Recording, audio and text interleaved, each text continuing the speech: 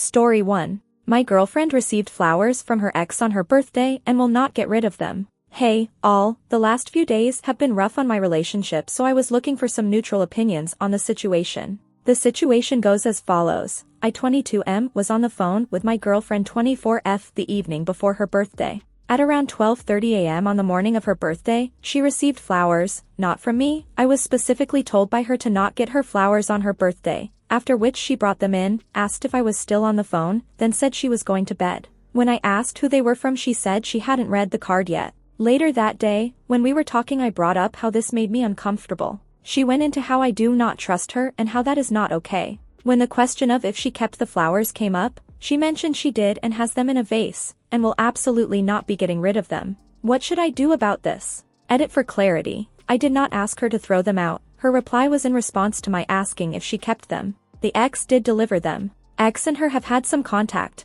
but I am only told about work-related things. Edit 2. For clarity, to my understanding, the ex dropped them off, but he was not present when she opened the door and saw them. Her justification for not knowing who they were from was that the note was signed with the initials of a name he used to be called by her sister's friends, example H.F. After bringing it up, she ended the conversation with something to the extent of, "I want tomorrow to be about me, so if you can't do that, let's wait to talk until the weekend." Ultimately, I decided to put it on hold and let her birthday pass and then deal with it. I sent her a very lengthy and sweet birthday message, 5 to 6 lines on IMSC, to which I received a simple thank you. After she replied, I gave her a call offering to grab her something from her favorite breakfast spot, and I was told she didn't want it and that she was gonna go back to sleep. After this, I felt like she did not want to interact with me that day, so I did not push any further. Later she texted me, quite upset that I had not made any effort for her that day. Later that night we had a FaceTime, and I wanted to listen to why she felt the way she did, apologize for the way things turned out, and attempt to explain why I did what I did. Today, I received a lengthy chain of texts saying how she was talking to her sister and she thinks I am trying to manipulate her, and basically explain how she felt like I tried to blame her for the way things turned out. I don't want this to be the case. I don't want it to feel like I'm blaming her for anything when I try to talk about why I felt the way I did. I've apologized and acknowledged that I misinterpreted her desires. Even aside from the flower thing, what are some ways to talk to people about your feelings without making it seem like you're blaming them? I also tried to take her out in the evening, which she did not want to do, and rather decided to have a discussion about things, which is why the flowers got brought back up. Edit 3. We are going to have a talk tomorrow. We'll update after. Thank you, everyone, for the replies, they have been very helpful. Update 1. A day later. We have had our talk, and I ended things. I approached the breakup from the perspective of not being compatible with our methods of communication. I wanted to keep it as civil as possible as we are part of some small circles in terms of career and friends, so I'd like to maintain a solid perception. At some points, she tried to take it in the direction of an argument. However, I just made it very clear I was not here to argue or work anything out and that I felt like we would not be able to handle disagreements well in the future, so it was best to call things off. I appreciate all the comments and replies. I felt the way many of you had iterated, manipulated, gaslit, emotionally invalidated, etc., but I tried my best to not bias the updates with those emotions, to try to get as neutral of opinions as possible. Honestly, right now I just feel relieved, which I think is very telling. Update 2. Same post, later the second day. I did not include this in the original post because I was so emotionally drained at that point and did not feel like typing it out again, had told other close friends over text, but I think the thing that really sealed it beyond belief was how she responded to my last attempt to try and make things better. On the day she spoke to her sister, I responded to the manipulation text with something to the extent of, "I see you and I hear what you are saying, I had no intention of making you feel that way and I'm sorry that I did." To which she responded that she's sorry too and that she was going to go nap. Later that day I texted to ask if she was free, and after 3 hours I basically got a no, but I could drop some stuff off. At this point I had been running out while she was not responding and gathering all of her favorite foods and treats along with writing a card. After I gave it to her, I went back and was texted things along these lines. "If you want the pastries, please take them back. I'm so confused, was this supposed to make anything better? You hardly looked at me." At this point, I was pretty much done and replied with something like, "I know I'm not perfect, but I'm not going to be told I'm not trying when I am, and when I try to do something I can't have it, where only the things I did wrong are acknowledged." At this point, she finally made some attempt to be understanding, saying thank you for the gifts, and that she didn't say I wasn't trying. To me it seemed like I only got that response because it seemed like I was finally done. In any case, it is over now, and time to move on. I don't think she physically cheated as many in the comments do, however, at this point, I do not care. All I hope is that I better know what to look for next time and find someone that works better for me personally. Thank you to everyone for the advice and for listening to me and my problems. I hope everyone here has a wonderful day. Update 3. 4 months later. Before I get started, yes, I already know I am an idiot and should have never gotten back with this girl. About 4 months ago, I made a post about a situation I was in with my now ex involving her getting flowers from an ex hand-delivered at midnight on her birthday. There were a number of gaslighty and manipulative things that went on, and ultimately, I called the relationship off because of that. About a week later we talked and she took accountability for everything and apologized. I decided to give her a second chance. I didn't update my post at the time because I was embarrassed at my lack of self-respect. I wish I never would have done this. She hit me. We are now broken up again, and despite her best efforts, there will be no more chances. Even I cannot come back after that. Honestly, I am kinda a mess emotionally right now. She hit me in my bed and I haven't been able to get a good night's sleep since then. I think about the hit every time I go to sleep. We are both PhD students and work in the same building. I don't want to come in for meetings or to work because I fear I might see her. Somehow this situation is never ending. She told her friends, who I am also friends with, that she hit me by accident. However, after she hit me she said she could never forgive me if I did that to her and sent me a text saying she'd understand whatever I decide to do and should have never ever done that and that she ruined our relationship. Yet when it came time to break up that evening she believed in the 3-strike rule and was upset that she felt she messes up once and it's over. This is all really messing with my head. Now all I can think is what if it was an accident, but also her response doesn't line up with that. I feel like I have to prove to my friends that I was abused and that I'm not overreacting.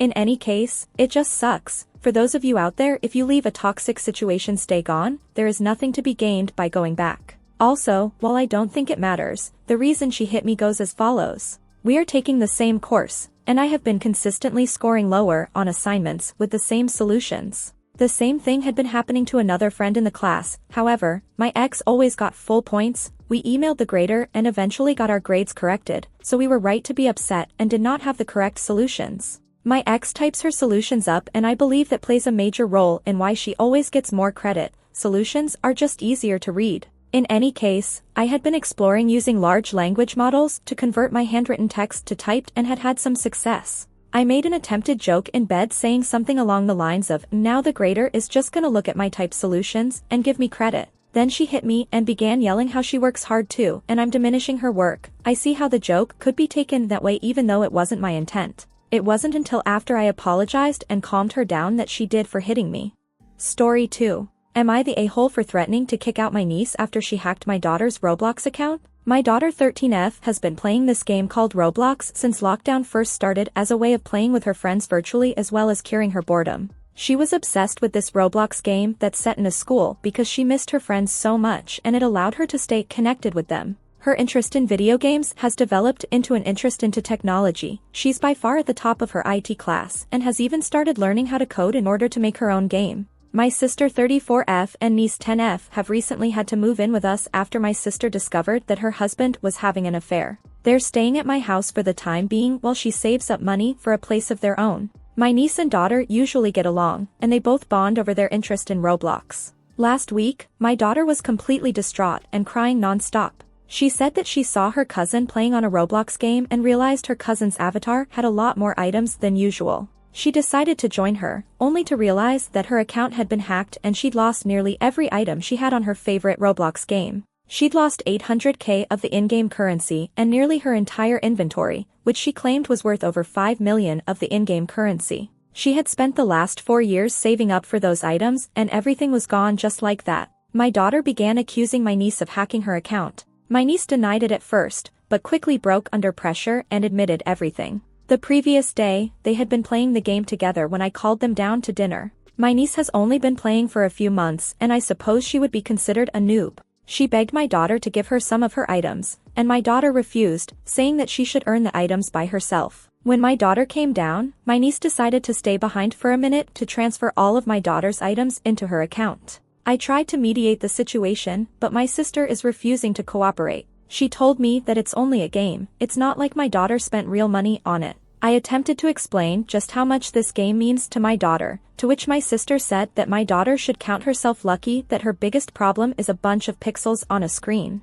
She said my daughter was a teenager now and was too old to be acting this immature over a game. My niece refuses to give my daughter her stuff back and says it's unfair that my daughter gets to have everything she wants both in real life and online. I told my sister and niece that both of them were acting like ungrateful brats, considering how I was letting them stay in my home rent-free. Today, I gave her an ultimatum: if my niece doesn't return everything she hacked from my daughter, they would both have 1 week to leave. I told her that I refuse to let anyone disrespect my daughter under my roof. Am I the a-hole? Update. 12 days later. Thank you all for your advice. My sister and niece moved out last week. She's in the process of getting an apartment and they're temporarily staying with a friend of my sister's for the time being. I warned her that if I contacted the developers, they would get her daughter banned, so either way my niece wasn't keeping the stuff she stole, so she should try minimize her losses. She claimed I had no proof her daughter hacked the account and refused to compromise. She said I was petty and childish for making them homeless over a kid's video game.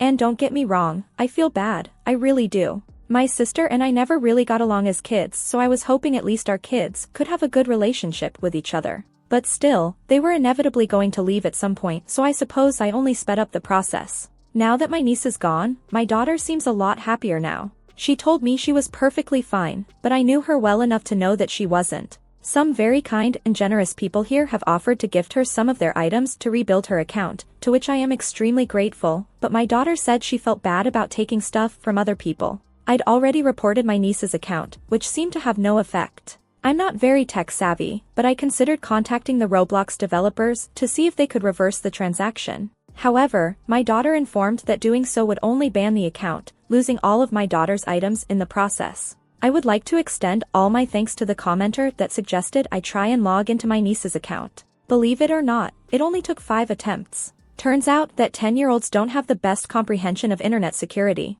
Surprisingly, getting into the account was the easy part. I spent an embarrassingly long amount of time looking up how to trade everything back. I swear I'm getting old. I couldn't tell which items were my daughter's and which were actually my niece's, so I simply transferred everything my niece had just to be safe. When she came home from school today, I told my daughter I had a fun surprise for her waiting on Roblox. Words can't describe how proud of myself I felt when I saw the joy rush back into her face. The ironic part is that my niece had previously won this very rare Halo item from this sort of lottery system, which my daughter claims is one of the most expensive items in that game. Now it was transferred to my daughter's account, meaning that my daughter walked out of this situation richer than she was to start with. My sister just messaged me in all caps yelling at me that my niece has been through so much and I was just kicking her when she was down. She accused me of stealing from a little girl. I simply told her that, in her own words, it's just a bunch of pixels on a screen. Thank you to everyone for your support.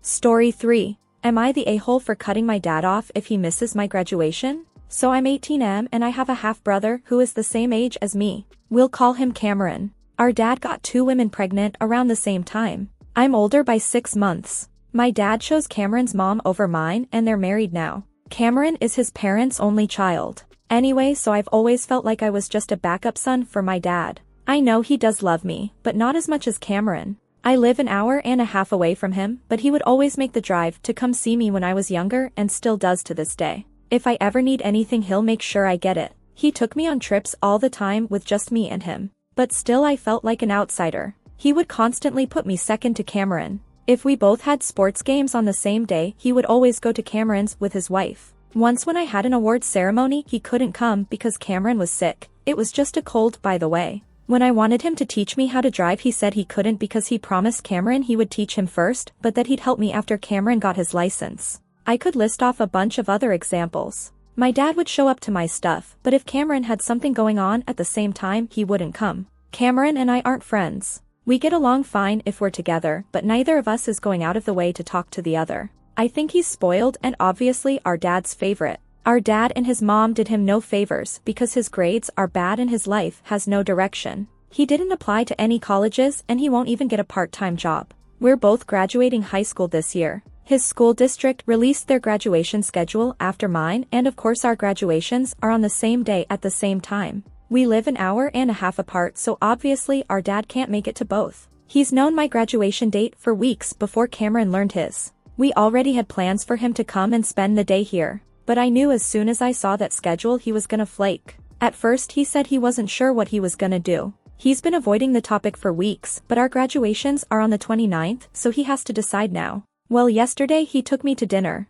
He told me that he was going to go to Cameron's graduation. He said it was because Cameron's grandparents weren't gonna be able to make it and Cameron would only have his mom, while I have my mom, stepdad, siblings, and grandparents all coming to mine. I'm not an idiot. It was just an excuse that I knew would be coming. He tried to soften the blow by promising me he'd make up for it by taking me on a graduation trip anywhere I wanted to go, even though he had already promised me that months ago. He's taking his wife and Cameron on a family trip to Hawaii in June. It's supposed to be Cameron's graduation trip, but he promised he and I would have our own trip. Now all of a sudden that trip is supposed to also be a makeup for missing my graduation. So I told him okay, I want to go to this one weekend event that is on the same week he's going to Hawaii. He told me he can't because that's when they're going to Hawaii. I didn't actually want to go to this event, I was just proving a point. I told him to postpone his Hawaii trip so he can take me to the event. He said he can't because everything is already paid for and non-refundable. I told him that he's missing my high school graduation, the least he can do is make me the priority when it comes to the graduation trips.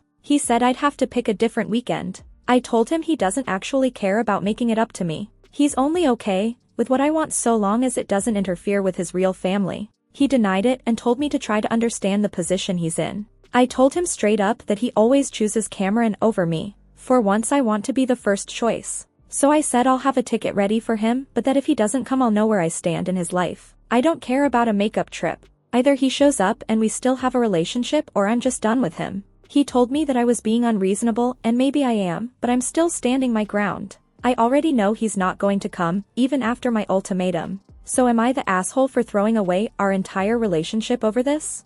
Update. 12 days later. Some people wanted an update to my post. My graduation was on Wednesday. Surprising everyone, especially me, my dad actually chose me and my graduation. Not at first, but he did come. So what happened after I gave him the ultimatum was he kept trying to talk to me as if nothing was wrong. He was asking me to spend time with him a lot and asking when I was free. Basically either feeling guilty or trying to compensate for choosing Cameron. I never met with him. Cameron messaged me to tell me to stop being an a-hole and to get over it, cause apparently our dad was stressed out over the whole thing. I just blocked Cameron and moved on. On the day of my graduation my dad told me he was coming down to spend the day with me before he had to go home to go to Cameron's graduation. At first I told him not to bother cause there's no point in showing up here if you're just gonna leave before the actual ceremony, but he ended up coming anyway. We had a small get-together at my house with my mom's side of the family. My dad was there acting as if nothing was wrong. It was annoying. I refused to take pictures with him because I told him I'm taking pictures at my graduation. If you want pictures with me you can show up. A few hours before the ceremony he said he had to head out. I said goodbye forever and he pulled me aside to talk. He was trying to justify his decision again. I told him I was serious about what I said. I will not talk to him ever again. I made it clear that this isn't something I'm gonna be mad about for a bit and then get over. I'm not gonna call him crying in a few years saying I'm sorry. He asked why I was being like this and I just let it all out. I told him I'm sick and tired of being second place all the time. My entire life I've been told that he can't show up for me because Cameron needs him or he promised Cameron first. Yet the one time I had my graduation date set and planned first he still cancels on me for Cameron. I asked him to give me one good reason why he has to go to Cameron's graduation over mine, specifically. No, this is a tough situation, I can't be in two places at once, etc. He said because if he doesn't go to Cameron's graduation he has to deal with a pissed off wife and his entire home life will be tense. I asked him why can't his wife and Cameron ever be the ones he apologizes to and asks to try to understand? Why do I always have to be purposely handed the short straw? He didn't have an answer. I told him I hope Cameron gets his life together, because right now he's on a nosedive trajectory that ends with him still living at home rent-free in his 30s with a girlfriend he can't afford to give a ring to, let alone a wedding, and 3 kids who are being raised by my dad's wife. I didn't care anymore at that point. It's true. Cameron's a loser. And I told my dad good luck cause he's the one that's taking care of you when you're old. I'm out. I guarantee Cameron takes their money and puts his parents in the absolute cheapest nursing home he can find. They failed him by spoiling him and treating him like he's perpetually 5 years old. Dad still ended up leaving anyway. I refused to hug him and told him I'm done with him. That kinda ruined my mood, but once I got to school and started hanging with my friends I decided to let it go. I wanted to enjoy my grad night and just forget all the bullshit. After the ceremony, I was shocked to see my dad walking towards me. I was positive he was going to Cameron's graduation. Like gun to my head, get this answer right or you die. Well, I guess I'd be dead cause I was 100% sure he'd choose Cameron.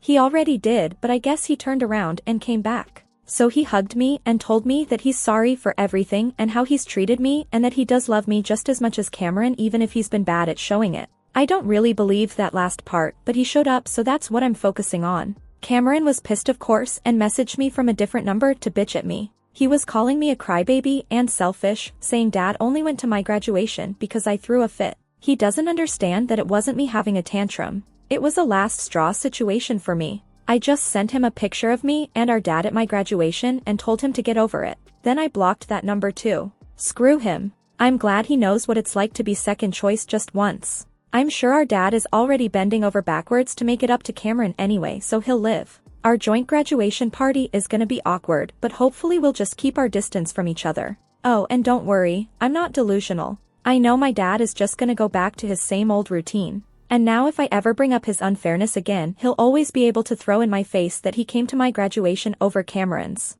It'll probably be his trump card. Not gonna lie, it did feel good to have everyone shit on my dad with me in my last post, cause I was pissed off at him when I posted. I know that he does love me though. Still, I think I'm gonna take some advice I got in that post. I'm not cutting my dad off, but I'm gonna stop trying. I have a lifetime of him awarding me the silver medal no matter how well I do, and I'm tired of it. Cameron can be his favorite son uncontested from now on. I'm just gonna live my life and keep my dad at an arm's length. I'm not gonna try to force him to prove his love for me anymore.